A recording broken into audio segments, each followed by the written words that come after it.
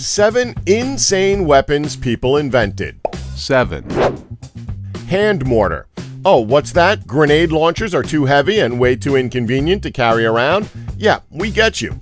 Well, did you know that there's a freaking handheld explosive launcher that was created way back in the 16th century?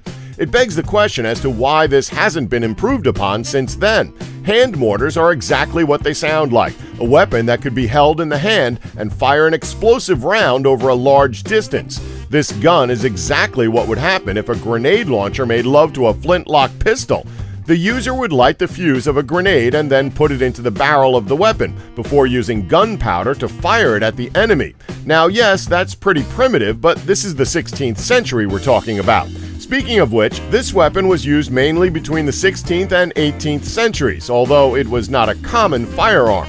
I mean, come on, could you imagine every average Joe carrying around one of these back then? That would be like if every Cletus out there had a freaking rocket launcher. It would be anarchy. Now, you're probably asking us, why hasn't this weapon been improved upon and why isn't it in production today? Well, the answer to that is pretty simple. The weapon was unreliable and offered a number of safety concerns for anyone using them. The explosive grenades could often become stuck in the barrel and explode, while in other cases, the gunpowder would light the fuse too early and cause it to prematurely blow up.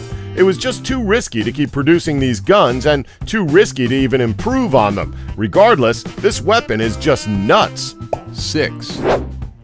Stinger pen pistol. If only this gun was golden. That way, it would have seemed like an updated version of the golden gun from the James Bond film, The Man with the Golden Gun. I wonder how many more times we can say golden gun in this portion of the video. Golden gun. Okay, I think that's all out of the system now. All joking aside, this weapon is literally something out of a spy thriller film, and we've often seen guns and other weapons disguised as ordinary household objects such as a pen or walking stick. The R.J. Braverman Stinger pen pistol differs from ordinary pen guns, though, by actually folding into position and looking like an actual gun, giving them a designation of a normal gun and therefore freeing them of tight regulations that govern disguised weapons. This gun was produced and manufactured back in the 1990s, because like most awesome things, of course it was made back in the 1990s. However, it's believed that only 4,000 of the guns were ever made, making them something of a collector's item. 5. Duck's foot gun. Okay, we're not gonna lie, this one is pretty damn cool. So a duck's foot gun was a distinctive type of volley gun that was manufactured during the 19th and 20th centuries. What sets this aside from other volley guns out on the market is that it had multiple barrels all aiming in the exact same direction, giving this weapon a much wider burst. Duck's foot gun had 4 individual barrels that were arranged in a similar way to that of a duck's foot. I mean, it's in the gun's name after all. This unique arrangement meant that the user could use it to fire at more than one target at a time. Hell, it even gives the user a better chance of taking down a group of people directly in front of them. This property made it very popular with those who might have to face threats from groups or gangs, such as prison guards and ship captains. This weapon isn't without its flaws, however, as its heavy design and high recoil make it difficult to fire and aim. 4. Vomit gun. Remember the 6 sticks used by police in the movie Minority Report? Or how about that weird taser-like device used in the film Kick-Ass 2? Well, the sticks would cause anyone that touched them to instantly vomit. This weapon is very similar to that concept. Believe it or not, a real-life vomit gun has been invented. In 2007, the U.S. Navy signed a contract with a company called Invocon to develop a weapon that uses radio frequency to impact a person's sense of hearing and equilibrium. The idea of this weapon is that if anyone is hit by the vomit guns, or rays, let's go with rays, they immediately experience severe motion sickness and will eventually throw up. At the same time, the Department of Homeland Security's Science and Technology Department engaged a company called Intelligent Optical Systems to develop an LED incapacitator that emits a rapid pulse of different colored lights to cause dizziness, headaches, and vomiting as well.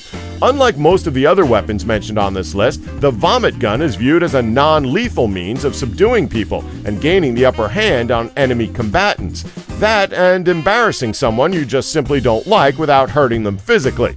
And very much like the soon-to-be-mentioned digital revolver, the vomit gun seems to be a case where science fiction has actually caught up to science fact. Maybe if this weapon is used by the police, there will be less crime. Throwing up is one of the worst feelings ever.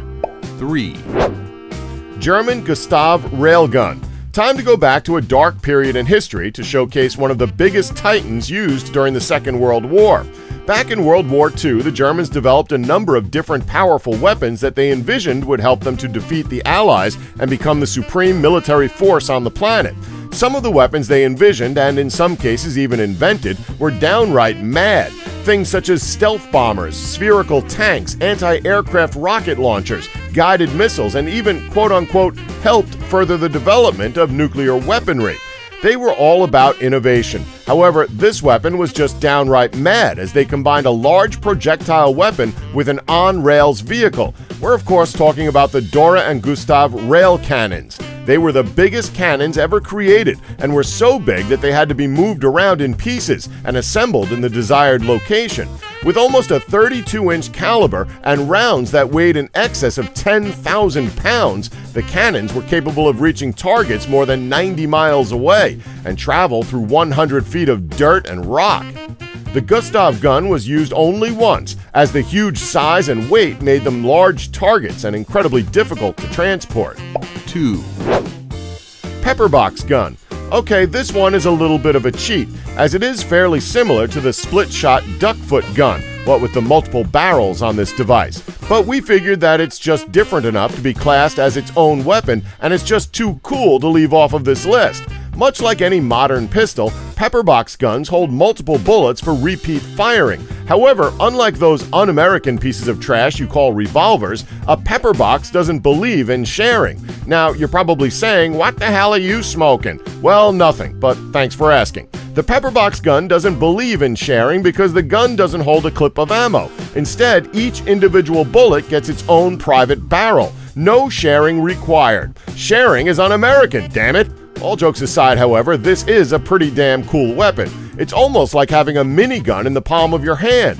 Now, as you'd probably expect, this weapon is just no good on the battlefield. I know we've just built this weapon up for like a solid minute, but as cool as it is, it can be very impractical. Now, you know how we just mentioned the minigun? Yeah, there's a reason why they're not that portable. They're usually mounted to vehicles or on stands as stationary weapons. That's because the weight of the barrels are simply too much to aim precisely and keep it steady. The pepperbox gun suffers from the same issue. That's not all. Even though this gun can hold a lot of ammunition, each bullet needs to be loaded manually by hand rotating the barrel between shots. It's too complex for possible use on the battlefield. But regardless of all this, the weapon certainly deserves to be mentioned on this list just for how crazy of an idea it is. 1, Digital revolvers and pistols. The future is now. So the Armatix digital pistol looks like something out of a freaking Blade Runner movie or some other science fiction film. And a variant of this weapon was actually featured in a recent James Bond film, Skyfall, in the form of a Walther PPK. What sets this gun apart from any other handheld pistols is this new futuristic feature, the Palm Reader. This gun has a digital safety mechanism that can only be disabled if the operator is also wearing a special wristwatch that sends the unlock signal to the gun. The more and more we talk about it, the more and more it sounds like the gun used in Judge Dredd. Well, not the good one, but the goofy one starring Sylvester Stallone. The wristwatch itself only becomes active once the user unlocks it with their fingerprint. Now, that is security for you. This means that in order to use the gun, you must have your fingerprints scanned and recognized, and you must be wearing the watch while you're using the gun. That means no matter who has possession of the gun can only be fired by the owner, preventing the gun from being used by people who may steal it. It also means that the revolver cannot be used against its owner. Many gun experts claim that this approach is the way of the future and a great means of ensuring gun safety. How widespread use of this digital revolver gets remains to be seen.